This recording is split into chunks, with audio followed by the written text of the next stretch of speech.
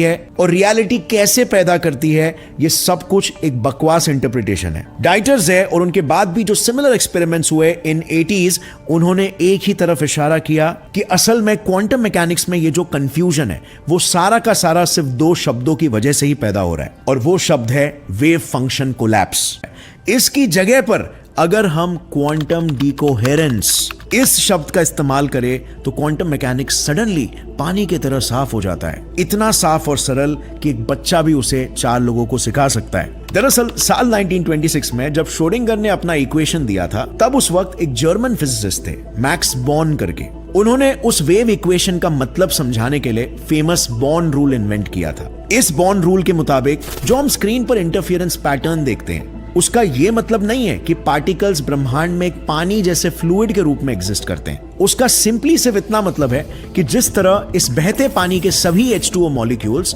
मिलकर एक ही फ्रीक्वेंसी पर ऊपर नीचे मूव होते हैं और आगे बढ़ते हैं, उसी तरह एक पार्टिकल बीम से निकले सभी पार्टिकल्स भी एक ही फ्रीक्वेंसी पर प्रोपोगेट होते हुए स्क्रीन तक बढ़ते हैं। अब इस तरह की मूवमेंट से जाहिर सी बात है स्क्रीन पर एक इंटरफेरेंस पैटर्न बनेगा, बिकॉज वो वेव्स की तरह प्रोपोगेट हो रहे हैं, जिसमें हम श्रोडिंगर इक्वेशन यूज करके ओरिजिनल वेव के इंडिविजुअल पार्टिकल्स सबसे ज्यादा स्क्रीन पर कहां पर जाकर टकराएंगे ये प्रेडिक्ट कर सकते हैं। लेकिन इसके विपरीत अगर हम किसी एक स्लिट, लेट्स से स्लिट 2 के पास एक डिटेक्टर लगाएंगे